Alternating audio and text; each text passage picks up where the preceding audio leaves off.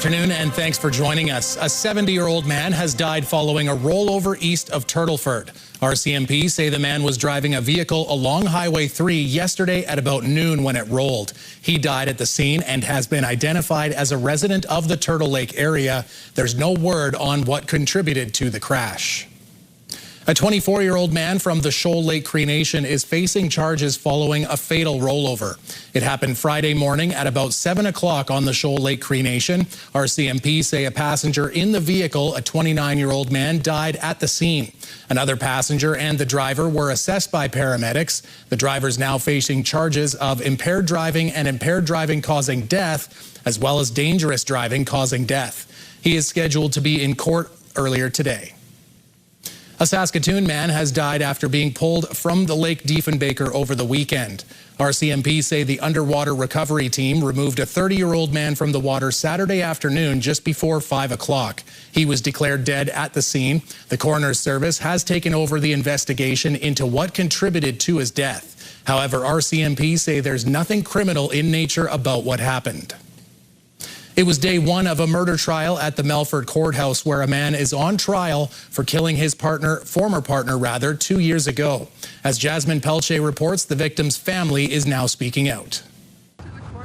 Danielle Dobersheck's family continues to seek justice more than 2 years after her death. Dobersheck's former partner, Cody Chubby, was indicted for first-degree murder for Dobersheck's death in Melfort on March 10, 2024. His trial began Monday. We just hope to see justice here today, like throughout this week, the trial, and we haven't faced Cody, and it's going to be hard when we see him, he played out to be a really nice guy. Dobersheck's family met in front of the Melfort courthouse day one of the trial and led a march for justice through the downtown, honoring the memory of Dobersheck, a mother who left behind 3 young children. Her children are young and they shouldn't be enduring this kind of pain. They not only lose their mom, they're losing their father in this trial. It's been a difficult 2 years for the family. Her aunt says they not only lost Dobersheck, but her 2 younger siblings as well. Her sister passed away in a house fire and her brother passed away due to medical, and it was all within a year. Prior to her death, Dobersheck worked at Northeast Outreach and Support Services, helping those impacted by domestic and interpersonal violence. Our focus is to help women who are dealing with domestic violence, and she kept her life pretty private. So it's unfortunate that we weren't able to offer her extra assistance. But we know it can happen to anybody, anywhere, and it just strengthens our resolve to go out there and try and help as many people as possible with our women's shelter and outreach programs. Family say Dobersheck was an outgoing person who had love and care for everyone. Jasmine Pelche, CTV News, Melfort. Entomologists in Saskatoon say crews are seeing more mosquitoes this year. The city's latest mosquito count shows there were 10 mosquitoes per trap from May 24th to 30th, double the number recorded during the same period last year. One entomologist says mosquitoes rely on rain and standing water to complete their life cycle, so as drought conditions ease, people may start to notice more mosquitoes. Our crews are starting to see more water accumulate in places we haven't seen in the past couple of years. So there's just more habitat out there, so we can continue to expect to see more mosquitoes, especially if it continues to be a rainy season. To help keep mosquito numbers down, the city's entomologist recommends emptying standing water around your home, including flower pot trays, pet bowls, and eaves troughs. The family and friends of an expectant mother who died after pregnancy-related complications in Saskatoon hosted a walk on Sunday. According to the family, Jaylee Sutherland died after spending 30 hours in Jim Pattison's Children's Hospital. They say the 24-year-old was dealing with preeclampsia and was in need of a C-section that she did not receive. Now her loved ones are calling for more to be done in Saskatchewan healthcare centers to support Indigenous mothers. Our family believes that the lessons from this tragedy must lead to change, meaningful change, and we will not stop until we receive justice for Jaylee. Justice for Jaylee is justice for all mothers, fathers, and babies. The SHA says any maternal death during labor is immediately investigated as a critical incident, and that process is currently underway. It was a stormy end to the weekend as a series of severe thunderstorms hit Saskatchewan's southeast and south central regions. Now communities are dealing with the damage. Flooding on main roads in the town of Kipling are forcing residents to take detours, one of several communities dealing with flooding issues. The water damage caused by intense rainfall, in addition to funnel clouds reported in the region, have resulted in town crews and businesses to clean up. Storms did, form quickly and get tremendously large. And there was rotation detected in the base of the storms, which is where the Doppler radar is picking it up. Not every storm ends up producing, even though it has, rotation in the storm itself, not every storm ends up actually producing the tornado, but the tornadoes are warned based on the Doppler signature of rotation. Tomorrow's forecast is predicting another round of severe storms in southeastern Saskatchewan. Several hundred trees were planted this weekend in a Cathedral Park neighborhood in Regina. It's part of a multi-year project to create an urban forest. Wayne Mantika has more. The goal is to plant one tree for every resident in Regina's Cathedral neighborhood. That's 7,311. Shrubs and small trees and big trees, and create more habitat, create more area to gather snow for cross-country skiing, and create sort of unstructured spaces for play and bird watching. The Urban Forest Project began in 2024, with more trees added each year in a designated area of Les Sherman Park. It's all being done by volunteers with support from the community. Because I like trees. I've cut down an awful lot of trees in my career, and makes me feel good to plant them again.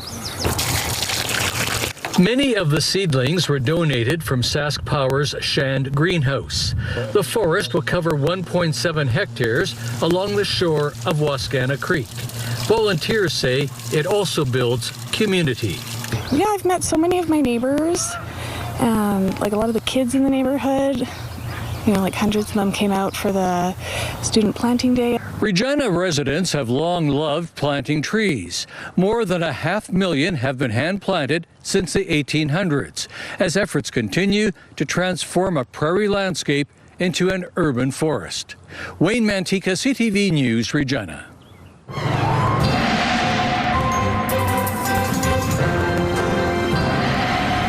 Well, Jeff, no preview required. That was some weekend in terms of the weather. Yeah, it certainly was, and we are not completely out of the woods. Today, a bit of a break, although it's a very windy break.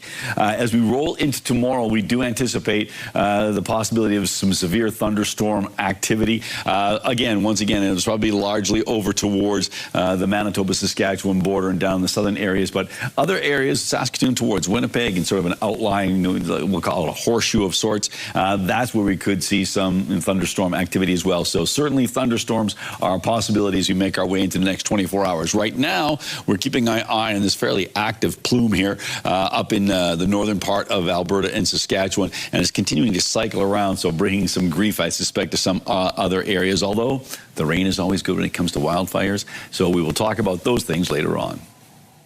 The 56th Annual Saskatchewan Mining Association Emergency Response and Mine Rescue Skills Competition was hosted in Saskatoon on the weekend. Hundreds of trained emergency response personnel across 19 teams gathered at Prairieland Park to test their skills in simulated scenarios, including first aid, firefighting, surface rope rescue, and other various challenges. The event was also open to the public free of charge. This is something they train for all year and intensively train for leading up to the event. The skills they train for here are great out here to go to the banquet and win a trophy, but more importantly, if an emergency happens, they're ready to use them. The overall winners were Westmoreland Mining Estevan in the service division, while Nutrient Lanigan won the underground portion. Saturday was a day to remember those who made the ultimate sacrifice in the Second World War.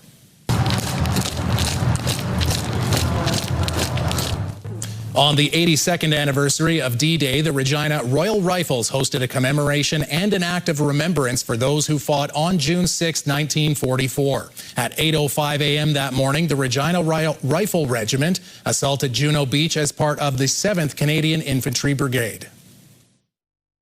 This one battle was the first battle that broke Fortress Europe. We had to make this assault. We had to crack the Nazi fortress so that we could gain the entrance to Normandy and break the back of the German army. From this, we carried on with the entire Northwest Campaign and eventual liberation of Europe. This was the start of it all. Barry says an association of French people in Normandy that commemorate the actions of Regina Rifles and memorialize the fallen are visiting Saskatchewan from September 2nd to 9th. Currently, that association is hosting 2 riflemen. Mothers Against Drunk Driving, also known as MAD Canada, hosted its 8th ceremony in Saskatoon to remember those killed in impaired driving accidents. Families who lost loved ones to impaired driving gathered at the HMCS Unicorn on Saturday. The names of all 71 victims killed by impaired drivers who appear on Saskatchewan's Provincial Memorial Monument were read before attendees laid flowers on that monument. Sadly, there's a need for this event. It's, getting everyone together, enjoying a little bit of fellowship and honoring each other's loved ones. I think we all want to find ways to remember our loved one, and this is just one of them. This year, one name was added to the monument, Austin Walker, who was killed on June 22nd of 2024. Walker was 25 at the time of his death.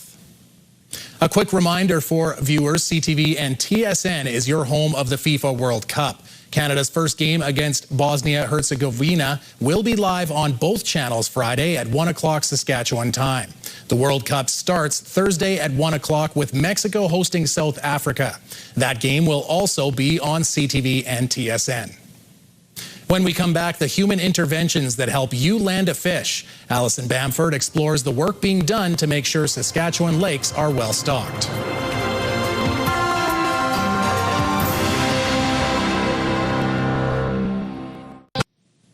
Some fish reproduce easily in lakes across the country, but others need a helping hand. As Alison Bamford tells us, if you get a bite in a Saskatchewan lake this summer, you may have human intervention to thank.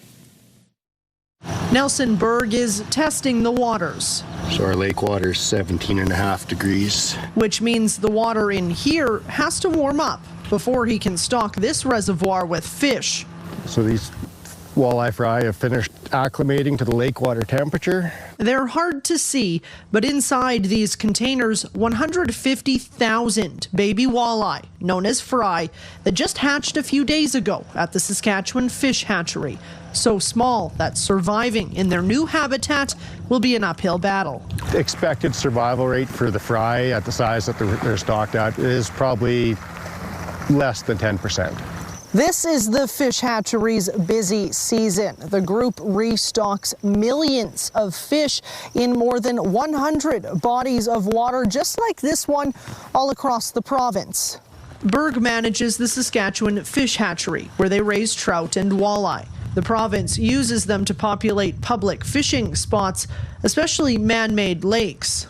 Walleye is the most popular game fish species within Saskatchewan, and anglers want as much opportunity as they can without having to drive long distances from home in order to go out and fish for those species. This year, anglers will have to pay for a habitat certificate on top of their provincial fishing license. Part of the revenue will go towards expanding the fish hatchery, creating a space dedicated for walleye to grow beyond the fry stage before being stocked. The fish are larger, they survive much better when stocked at those larger sizes. Not all lakes need to be stocked. Many naturally produce walleye. As for the fry that Berg stocked here, it will likely take them 3 years before they grow big enough to catch. Alison Bamford, CTV News, Craik, Saskatchewan. After the break, Jeff checks in on the weather forecast and calls for blood and plasma donations during Blood Donor Week.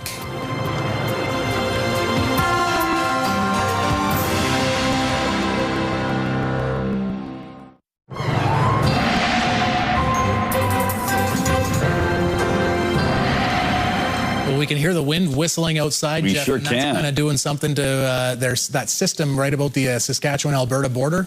Well, honestly, it's one part of the puzzle, John, because we've got, in order to get those strong winds, you want the highs and the lows to sort of be working in Congress, and they certainly are right now. But definitely this low that is up in northern Saskatchewan is helping to create this windy situation. And we also have another system that's moving in ultimately from the U.S. that's really going to hammer parts of southeastern Saskatchewan, southwestern Manitoba, much as it did on the weekend. But and a lot of it's really going to be impacting Manitoba.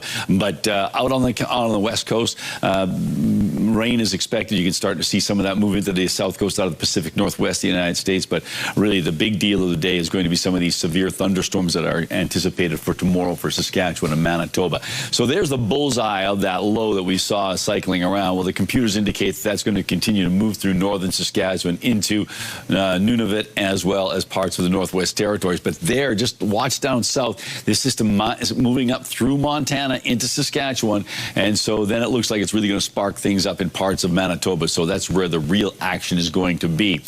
We've got ourselves partly cloudy skies for many parts of northern Saskatchewan tonight, and there's always a risk of a thunderstorm this time of year. Temperatures of 10 degrees expected in Spiritwood, North Battleford, and Battleford's looking at 11 degrees, 11 as well for Candle Lake and Birch Hills, 10 the expected overnight temperature in Rostern, 12 in Nipawin, and 11 in Melfort.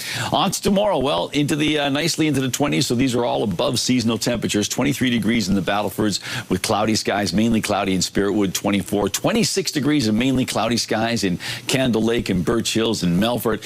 Cloudy skies in Rostern, 26 degrees and mainly cloudy conditions in Nipawin, 27, so a warm day in store. And we're not anticipating strong winds either, so it could be a pretty pleasant Tuesday. So tonight for Prince Albert area, a slight chance of showers, risk of a thunderstorm. The winds staying on the strong side. 11 degrees is your temperature, and as we mentioned, wind gusts up around 50 kilometers an hour. But the winds back off. They shift around a little bit tomorrow, but ultimately they are light winds.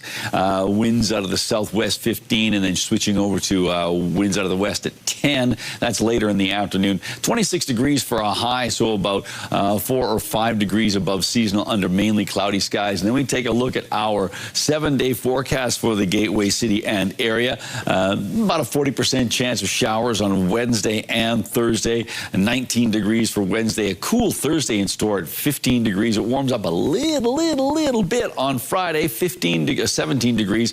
But then into the low 20s for Saturday, Sunday, and Monday, which is pretty darn close to seasonal. 1 week from today, it looks like it's a mainly sunny day as well.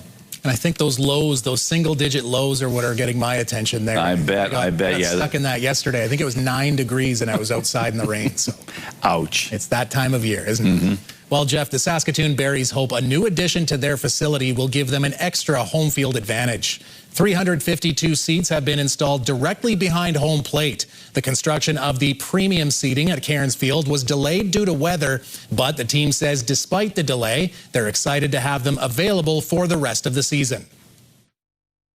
Oh my goodness, the response from the community has been incredible. Just having the team back in Saskatoon. We've got a lot of great feedback on our new seats too. People love them, they're comfortable, and they can hear the umpires, they can hear the players, and it just enhances our fan experience here with Berries Baseball. The Berries won 15-4 Sunday over Weyburn and 3-2 Saturday against Regina. Do you have a community event you would like to promote? Or maybe you'd like to draw attention to your organization. Let your local CTV station help you spread the word. Contact us at 306-922-6020 or email panews@ctv.ca. You can appear on CTV Prince Albert's News at 5 and get your message to our viewers.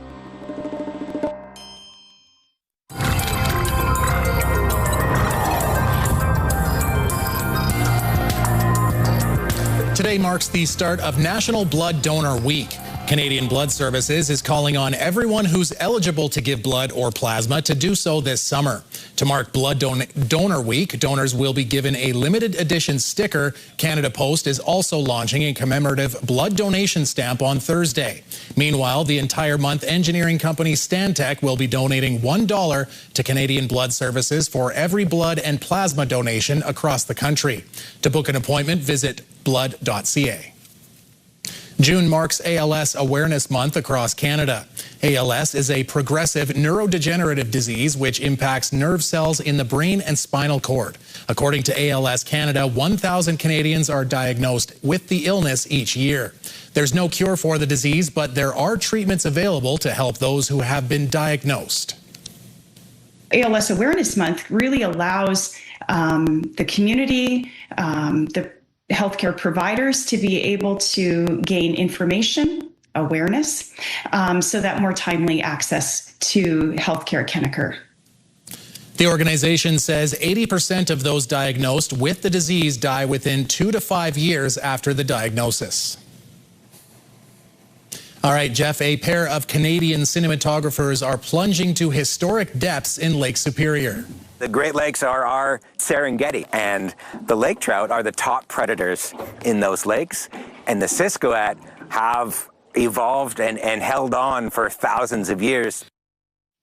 All right, Jeff, they're going to be diving to the deepest depths of the lake for a documentary called Hidden Below the Great Lakes. The underwater drones they're using dive to 364 meters and spot rarely seen fish as part of the journey. Now, they're hoping this is going to become a box office hit in a few years. And I guess if you're looking at those tiny little fish that were in the sort of the milk container through our show, that's probably the evolution over a lot of time. Well, it takes a lot of time. There's no question about it, but I gotta say, it's like, isn't there some treasure they should be looking for? That's what I was wondering. Now, if those guys were in what's it called? Oh, Lake Okanagan, I almost forgot, but then they would have maybe seen something a little longer and a little more spooky called the Ogopogo. That's right, Ogopogo. It's for real. That's the legend I've always followed. Always. Apparently, it goes over to Ireland. Woo! Underwater